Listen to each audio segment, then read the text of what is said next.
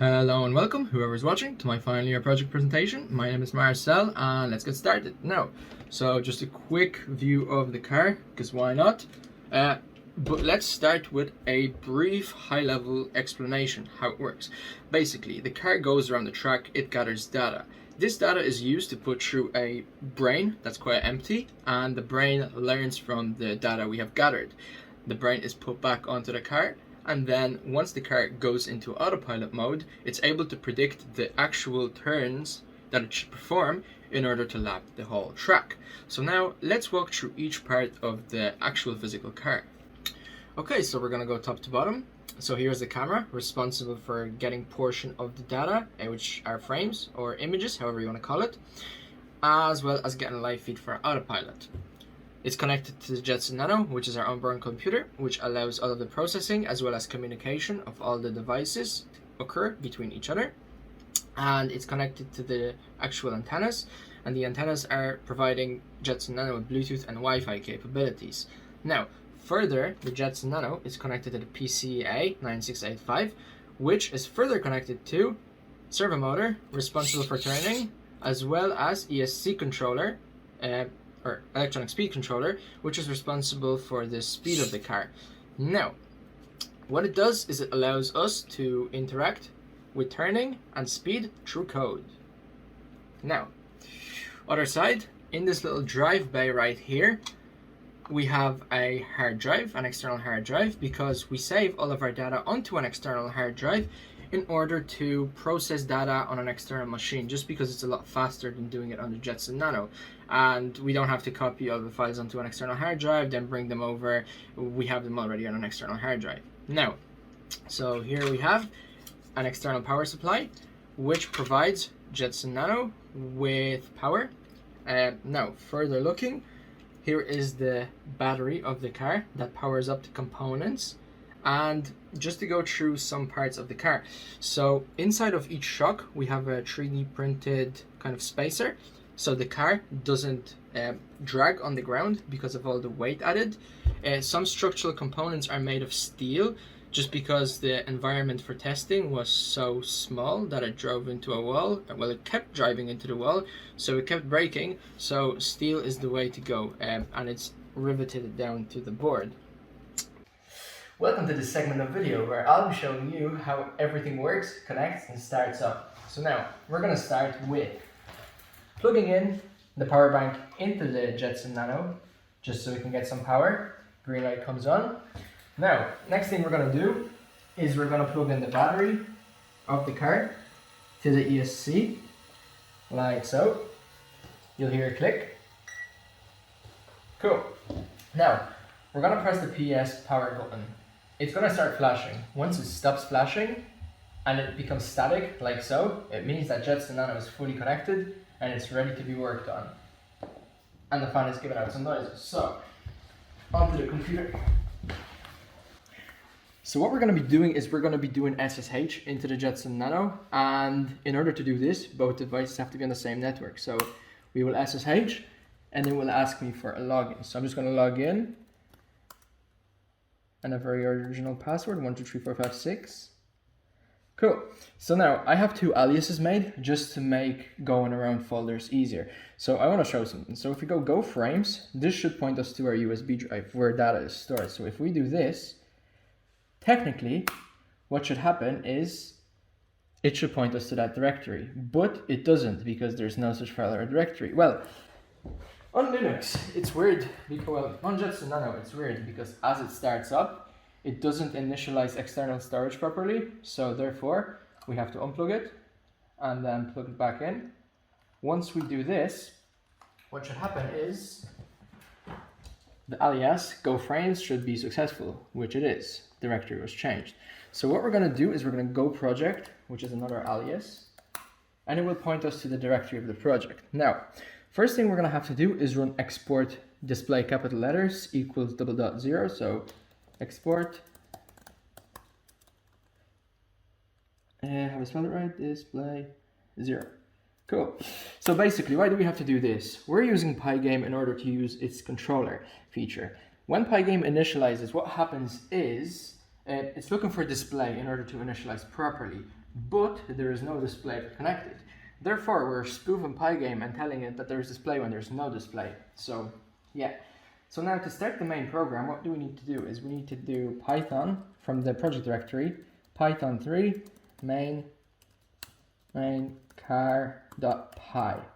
So this will start, not cat, but car. So this will start the process, and it takes a while to initialize. So I'll be back as it initializes.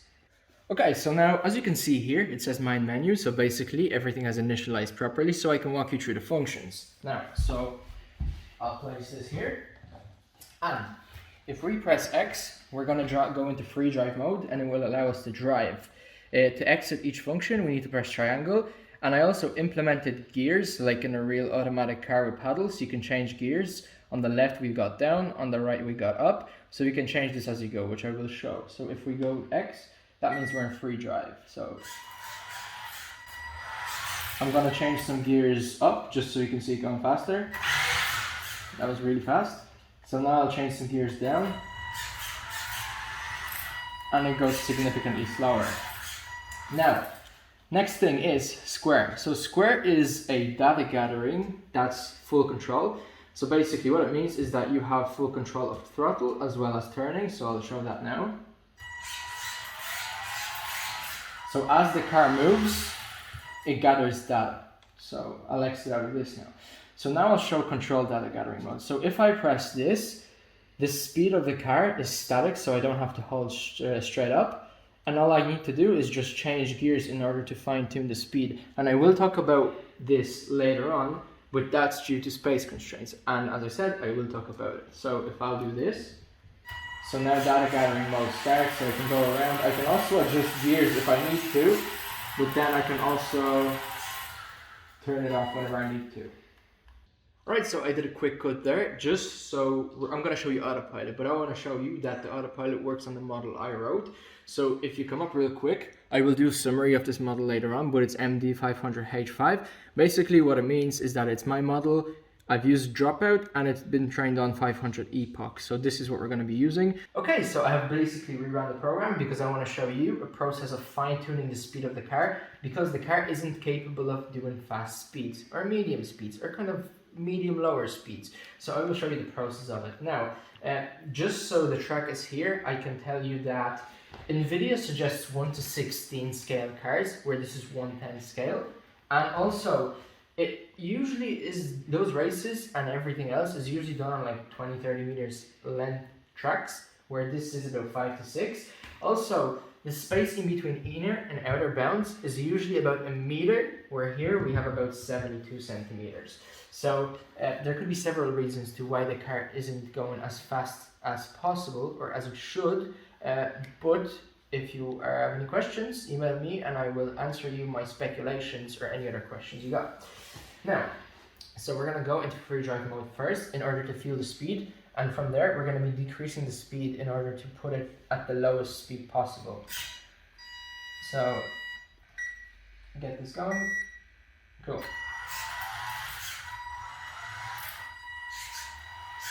So at the moment the car is going pretty slow, so I think that this is what we're going to be doing. I can't tell you the exact speed values because there is battery depletion. It's a problem, and I will talk about this after this alongside of space constraints. But if we exit, go into my menu, we can put autopilot on right now and let the car do its thing. So I'll get up.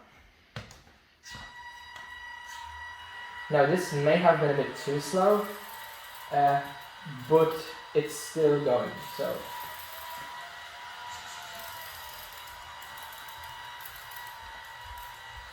It's holding on well.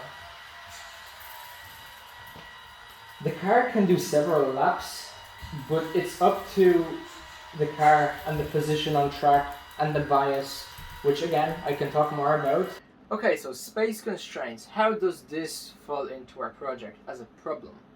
So, the car is too big, possibly the house is too small, or maybe it's COVID outside, so we can't really go out and test it anywhere. Therefore, we have to set the car's speed to static, so to lower bound, just so we can control it, because this movement right here, it's incapable of handling 100% of the power. But if we do this, we have a battery depletion problem. The way it works is, here we have power of the battery, just as example, 5 volts, 0 volts, and here we have speed of the car. This would be 0%, and this would be 100%. Now, so the battery that we're using has approximately this type of curve when it comes to battery depletion. Now, how does it work is, let's say that we only want to use 2% of the car's total power. We need approximately like 4.97 volts. Now, as battery depletes, it goes this way. So we provide less power, or the car gets provided less power. But what happens is, this 2% still needs about 4.97 volts. So basically, the car shuts off. So we cannot set a static speed. My solution, gears, as I've shown you. The way it works is, if the car is going too slow, this means that it's getting less and less and almost not enough power. So by changing gears, we can slightly move over this 2% into this area right here. And we can do this until the battery runs out.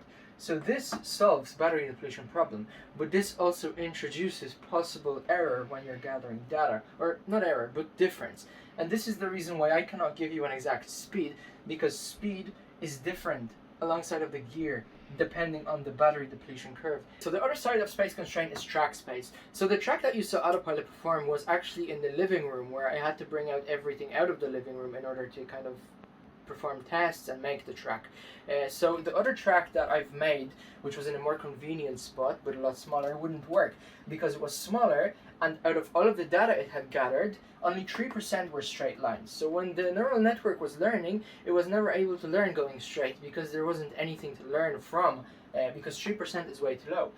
Increasing the track size to the one that you saw bumped up 3% of straight line data over to 15%. So that's a big improvement, but there was still a big issue, because even with the 15% of data gathered being straight line, the car would still turn on the straight line. It was never able to predict going straight. So I came up with the bias.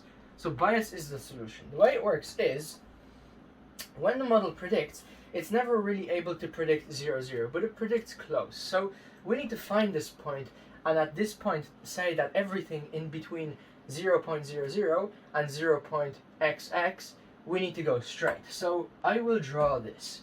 So this is going straight, and this is car turning. So what we need to do is we need to find a number in between minus 1.0 and 0.0 that will tell the car to go straight. Now, the way I've tested this is I've placed the car on track. I saw it go on a straight line. If it couldn't go on a straight line, what happens was I had to increase this bias. So the bias sweet spot for all the models, depending on the data they were trained on, is minus 0.30 or in between minus 0.20. It's minus because we're turning left. If we were to do it right, it would be plus. So this is the sweet spot, so testing those out. If the bias is too high, the car would be going too straight for too long and it wouldn't be able to take the turn. So once we hit this bias, so anything below minus 0.30 or minus 0.20 gets set to 0, 0.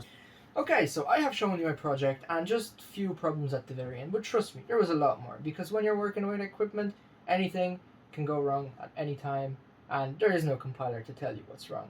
So if you have any questions, feel free to email me. I'm pretty sure my email is somewhere. So I hope you have enjoyed watching, and have a nice day.